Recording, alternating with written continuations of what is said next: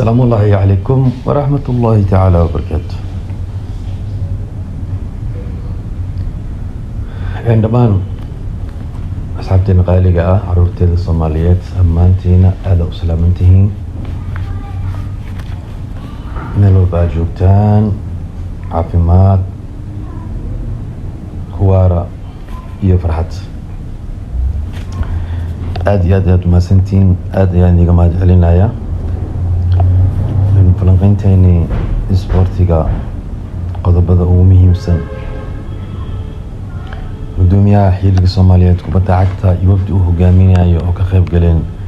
shirweynihii ururka FIFA ee dalkaasi Thailand horyaalka Somali National League oo kulamadii ugu dambeeyay kooxaha qaarkood ay ciyaareen macnaha kulankoodii 11aad oo wareegga gabagaba ah asxaabteeda cizi iyo sharaf iyo karaama dhammaantiina iyo dhammaantiin raali ahaansha alle انت حنوصل على النوع عافية انت عاف ما تقبتنا الله وزائديو انت علاس وحاين الله كخاض بإذن الله الرحمن سيدا عود اقنا هاي واحد تركاسي تايلاند قارة آسيا بريغا آسيا كسعود الشروينيه تضباطن اي افراد فيفا كونغرس كي فيفا runtii shirweynahaas oo ka dhacay dalkaasi Thailand waxaa ka qayb galay 211 xubnood waxaana hadallo ka jeediyay furitaanka shirkaasi madaxweynaha shirkaasi waxaa furay oo hadallo ka jeediyay madaxweynaha FIFA Gianni Infantino oo ah madaxweynaha kubadda cagta adduunka ama caalamka hadallo badan ayuu aad iyo aad ugu jeediyay qodobo muhiim ayuu aad iyo aad uga hadlay wuxuuna sheegay in adduunka uu aad u saameeyay dagaalada ka jira aan ognahay in dagaal badan ay jiraan bas ay tahayna kubadda cagta waxay kaalin weyn iyo horumar leh ka qaadatay in dagaaladaas qaarkooda ay isku soo dhaweeyaan dadkii kubadda cagta waa wax kamid ah oo aad u jecel yihiin bulshada caalamka oo waxa kaliya ee isku keenay dadka caalamka wuxuu kula aad u amaanay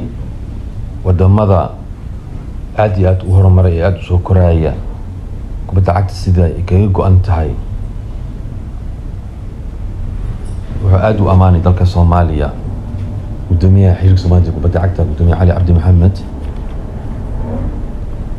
horumarada ka muuqda dhalinyarada Soomaaliyeed iyo tartamada ka muuqda wuxuu aad u dhiirigeliyay caalamka oo dhan wuxuu aad u dhiirigeliyay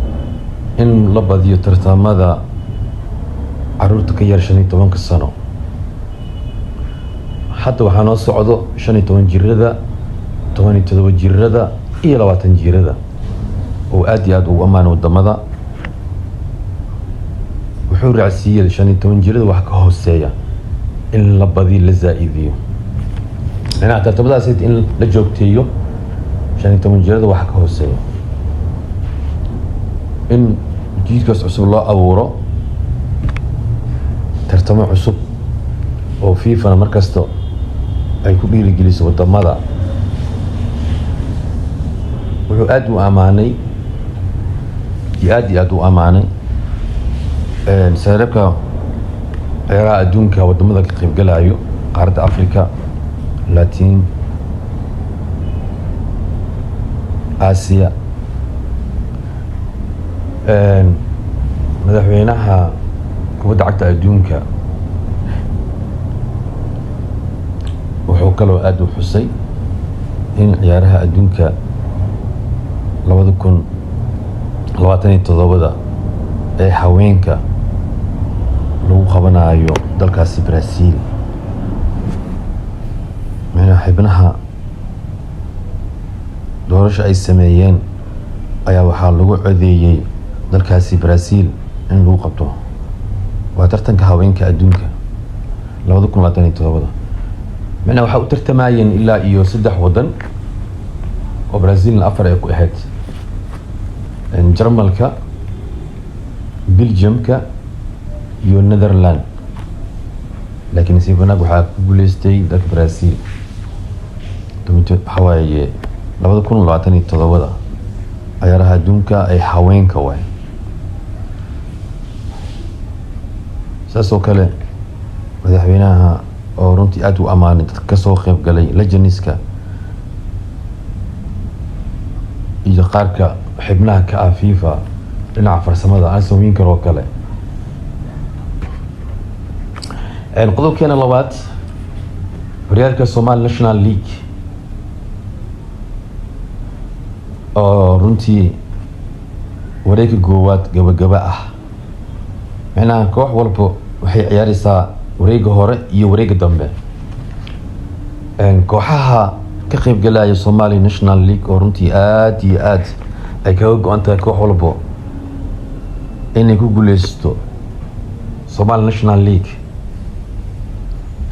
ayaa waxaa arkaysaa in isbedelo waaweyn ay jiraan kooxaha dhankooda. kulamadii ugu dambeeyay ee la ciyaaray iyo kulamada la ciyaari doono haddaan soo qaadanayso wixii hadda soo dhaafay. kulamada ugu culuslaa kulamada ugu xanaha aadka aad ugu xisaab badnaa la sugayay Dekedaha iyo Horseed. Elman iyo Redsen, Genyo, Badbaado, Kings iyo Midnimo, Saxafi iyo Hagan. runtii waxaad arkaysaa kooxihii in ay sameynayaan horukac waaweyn, kooxihii yaryaraa ama kooxihii hoos jir inay kor usoo kacayaan oo runtii ciyaarta aadka ugu xisaab badna la sugayay Horseed iyo Dekeda ay ahayd. saasoo kale kuna aad u xiis badan uu maray Hagan iyo Saxafi. kulamada la ciyaari doono isbuucan haddii Ilaahay idmo oo shalayba u bilowday kulankii ugu dambeeyay 11aad kooxaha gaadiidka iyo KG oo 4-1 ay ku badisay kooxda gaadiidka. kooxda gaadiidka ayaa waxay soo fadhiistay kaalinta 4aad 18 dhibcood. Midnimo iyo Badbaado waxaa kaloo ciyaari doona ciyaar aad u xiiso badan maalinta Axadda haddii Ilaahay idmo, MCC iyo Dekedaha. Isniinta Redsen iyo Genyo, Talaadada Horseed iyo Hagan. waa kulanka labaad aad u xiiso badan isbuucan haddii Ilaahay idmo. Arbacaadan waxaa wada ciyaari doona kulanka ugu dambeeyo kooxaha Elman iyo Saxafi. kala horeynta haddaan fiirino kooxaha qaabka ay kala horeeyaan waxaad arkaysaa kooxda Dekedaha 24 dhibcood 11 ciyaar ayay ciyaartay. kulanka hadda la sugayo waxay la ciyaari doontaa MCC. kooxda Horseed waxay leedahay 12 dhibcood. kulanka ugu dambeeyo oo 11 waxay la ciyaari doontaa kooxda Hagan. MCC 19 dhibcood, gaadiidka 18 dhibcood, Hagan 17 dhibcood,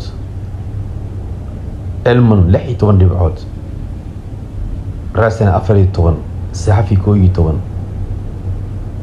Genyo 12, Kings, Badbaado iyo Midnimo.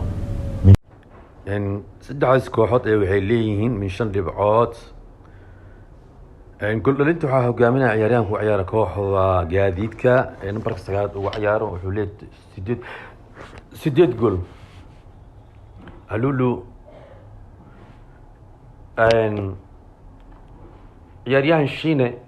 oo ciyaar kooxda horseed ayaa asna wuxuu leeyahay 7 gool ciyaaryahan Aweys oo ciyaar kooxda Saxafi ayaa asna wuxuu leeyahay 7 gool waxaan dareemaysaa markii in ciyaarihii dhinaca gool dhalintan hostel iskaga jiro la isbursanayo dhibciina saasoo kale in hostel iskaga jiro waxaan leenahay horyaalka Soomaaliya si aad iyo aad xiisad iyo xamaasad leh oo kooxoona ay u tartamayaan kooxaha ilaa hadda ugu muuqmada ugu cadcad ciyaar wanaag tishbili wanaag sameynaayo